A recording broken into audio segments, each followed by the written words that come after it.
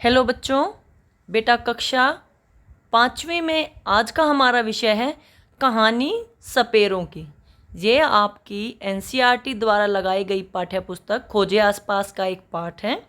ठीक है बेटा, इस पाठ में सपेरों के विषय में, हमारे सहयोगी पशुओं के विषय में बताया गया है। ठीक है, पहला प्रश्न है बेटा, निम्न चित्र को ध्यानपूर्वक देखिए और चित्र से संबंधित एक अनुच्छेद लिखिए। अनुच्छेद यानी कुछ पंक्तियाँ लिखिए। आपको इसमें क्या दिखाई दे रहा है कि किसान खेत में हल चला रहा है और बैल उसके साथ साथ मतलब उसके काम में उसकी मदद कर रहे हैं। इसी के आप ऊपर कुछ पंक्तियाँ लिख सकते हैं। जैसे मैं लिखना चाहूँगी कि किसान खेत में हल जोत रहा था, बैल उसकी मदद कर रहे थे, किसान बैलों को खाना देता है, बैल भी खेत जोतने में या कृषि कार्य में उसकी मदद करते हैं।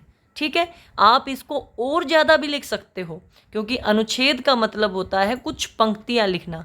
वो पंक्तियाँ आपकी और मेरी अलग अलग भी हो सकती हैं, लेकिन आपको इस चित्र को देखकर कुछ लाइनें लिखनी है, एक तरह से समझ लीजिएगा। ठीक है, देखिए बेटा, मैंने लिखा है किसान खेत में काम कर रहा है, वह बैलों से मदद ले रहा है, बैल हल चलाने का काम कर रहे हैं, किसान बैलों को खाना देता है, बैल भी हल चलाने बोझा ढोने में किसान की मदद करते हैं। ठीक है, अब यही काम हो रहा था तो मैंने इसी के ऊपर 4-5 पंक्तियाँ लिख दी। आप इनको आगे भी बढ़ा सकते हैं। ठीक है, अगला प्रश्न है, खाली स्थान भरने हैं आपको। आपको ऑप्शन भी दे रखी हैं, पानी, महसूस, देखभाल, उपयोगी, आराम। पहला है बेटा आपका, हमें जानवरों की देखभाल करनी चाहिए, हमें पौधों को प्रतिदिन पानी देना चाहिए, हमें जानवरों से कार्य करवाते समय उनके आराम का भी ध्यान रखना चाहिए। पेड़ पौधे भी सजीवों की तरह महसूस करते हैं। इंसान, जानवर और पेड़ पौधे तीनों एक दूसरे के लिए उपयोगी हैं। समझ गए आप लोग? ठीक है, ठीक है बेटा, सारे खालिस्तान भर लिए। हमें जानवरों की देखभाल करनी चाहिए, पौधों को प्रतिदिन पानी देना चाहिए, हमें जानवरों को कार्य करवाते समय उनके आराम का भी ध्यान रखना चाहिए। पेड़ पौधे भी सजीवों की तरह महसूस करते हैं। इंसान, जानवर और पेड़ पौधे तीनों एक दूसरे के लिए उपयोगी। अगला है बेटा, निम्न चित्र को ध्यानपूर्वक देखिए और चित्र से संबंधित कोई कहानी या कविता लिखिए। इसमें एक बच्चा है, एक हाथी है।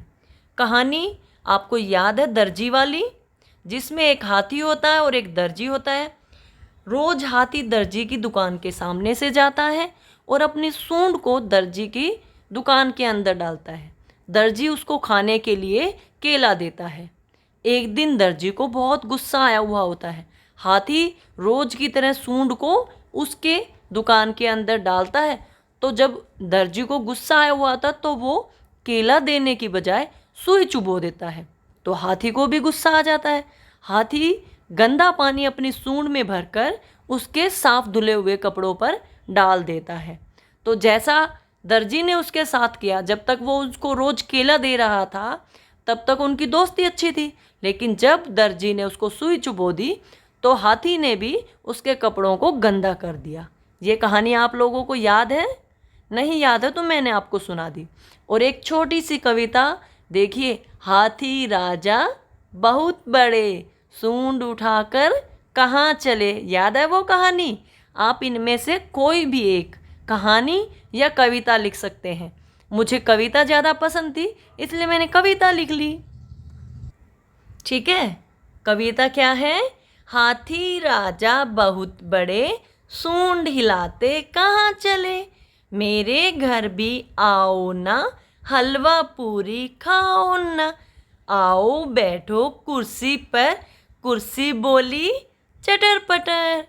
ठीक है, आप या तो ये कविता लिख लीजिएगा या वो कहानी लिख लीजिएगा, और अगर आप और भी कोई कहानी या कविता लिखना चाहें तो आप लिख सकते हैं। ठीक है, अगला प्रश्न है बेटा, निम्नलिखित गुणों के आधार पर किसी एक जानवर, पक्षी का नाम बताना है जिसके कान हमारे कान से छोटे होते हैं।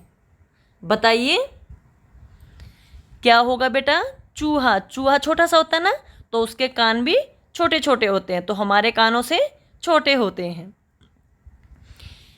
जिसकी सूंड होती है, सूंड तो सिर्फ हाथी की होती है। ऐसा पक्षी जिसे जिसे रात के अंधेरे में साफ दिखाई देता है। रात को कौन देख सकता है? उल्लू। ऐसा पक्षी जो बरसात के समय नाचता है? मोर। मोर क्या करता है? बारिश में नाचता है। जो सबसे बड़ी मछली हो? व्हेल मछली। कौन सी मछली? व्हेल मछली। ठीक है बेटा, सभी के आंसर पता चल गया आपको? जिसके कान हमारे कान से छोटे होते हैं, चूहा। जिसकी सूंड होती है, हाथी। ऐसा पक्षी जिसको रात में दिखाई देता है, उल्लू। बारिश में कौन नाचता है? मोर। और बताती हूँ, मोर हमारा राष्ट्रीय पक्षी है। ठीक है। जो सबसे बड़ी मछली हो? व्हेल मछली। वो हाथी से भी बड़ी होती है, देख लीजिएगा। ठीक है। अब बात करते हैं जीवन कौशल की। आप सभी जीने के लिए क्या करते हैं बेटा? सांस लेते हैं। सबसे ज़रूरी क्या होती है? सांस। पानी से भी ज़्यादा ज़रूरी है। अगर हमें सांस ना मिले तो हम जल्दी ही मर जाएंगे। और सांस लेने के लिए हम ऑक्सीजन का प्रयोग करते हैं। ऑक्सीजन यानी शुद्ध हवा। ठीक है। और हवा को शुद्ध करने के लिए बेटा पेड़ पौधे बहुत महत्वपूर्ण होते हैं। उनमें से कौन कौन से पेड़ पौधे हैं? Snake, spider plant, money plant, aloe vera, तुलसी।